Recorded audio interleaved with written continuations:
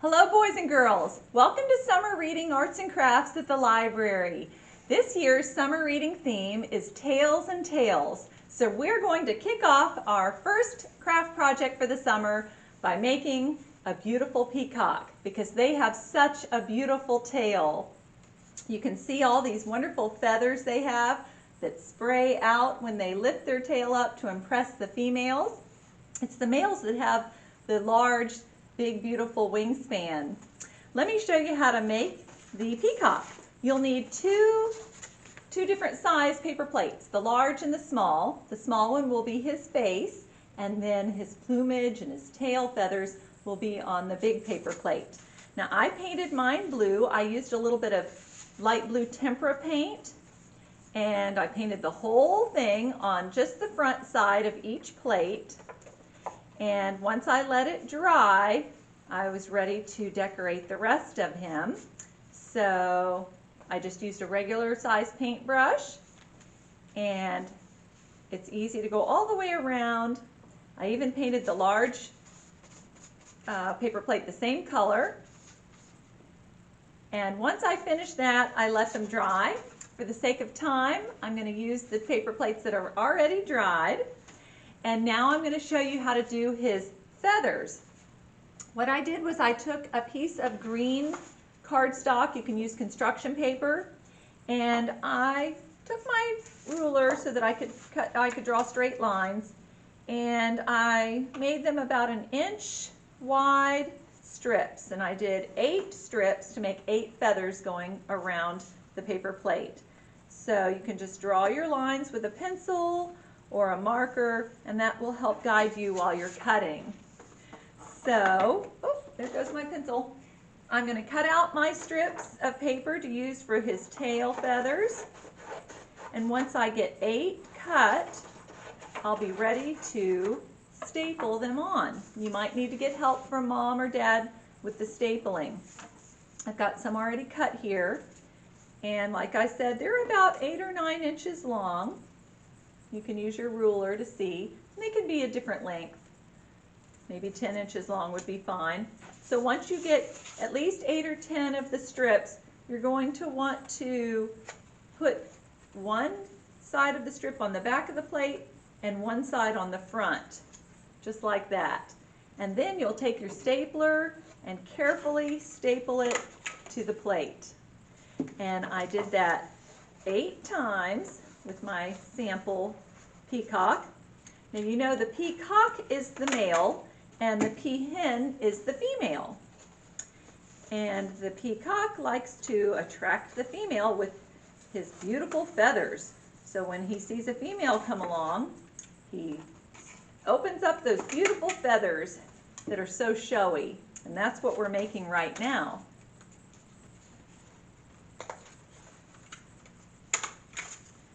All right, so once you have stapled on 8 feathers, or 10, you'll need to cut out some little circles. Now I cut out larger yellow circles, and then I put the smaller blue circles on top of them. My large yellow circles are probably the size of a nickel. You could do the size of a quarter, anywhere in there. And you can trace around a nickel or a quarter to help you with your cutting. But you'll need, let's see, 16 of these, 2 for each of your 8 feathers, if you're doing 8 feathers. And then I cut out 16 little tiny blue circles, probably the size of a dime. So you could trace around a dime to help you cut these out. So now I have small ones and large ones.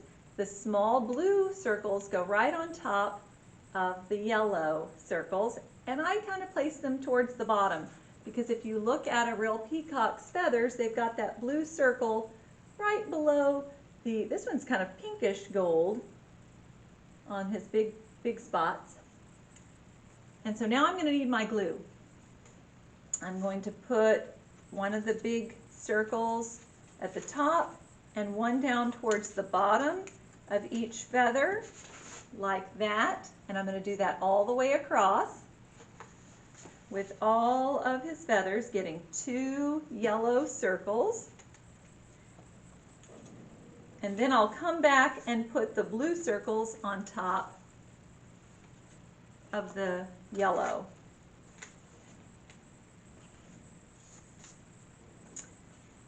All right, that does it for the yellow circles. And now it's time to put the little blue circles right down at the base of each yellow circle. And I'm going to go all the way across doing the same thing. All right, all you need is a drop of glue on each little dot, and that will hold them on perfectly. And now it's time to cut out his beak. Now I made a diamond shape. You can take the corner of your paper and even draw like that, another point. And then when you cut it out, you'll have a diamond. And you can fold that diamond in half and trim it up just to make it look right. So here's his beak, and I'm going to glue that on to his little face right here. His face is the small paper plate, and just a little line of glue across the bottom of his beak will do. And then he's also going to have eyes and a plumage feather on top. I've got these little Google eyes that I'm going to stick on, but you can use a button or you can use a black marker and draw some eyes on. You could use beads or something else. And then for his feather plume on top of his head, I just kind of make it like a little bit of a curve on the side, and then I cut it into fringe on top to look like feathers. And I even take my scissors sometimes and kind of curl them where they will just curl forward just a little bit. So there are his feathers, and you can kind of bend them around and then put a little bit of glue on the back and stick that on the top of his head. And now I'm going to put quite a bit of glue on the back of his face. Whoop, there goes his plume feathers. I can stick them back on, but I'm going to carefully put his face on, the big paper plate body, and there you have it. So now I've got my peacocks, and they are going to listen to some great stories we've got that they love. Here we go. This first one is Me, Frida, and the Secret of the Peacock Ring by Angela Cervantes.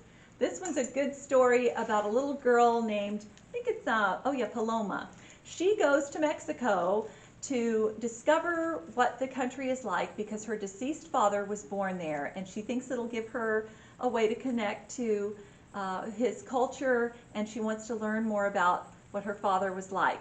Well, while she's there, she meets up with a brother and sister who give her a challenge. They are asking her to help them find a famous artist's missing ring.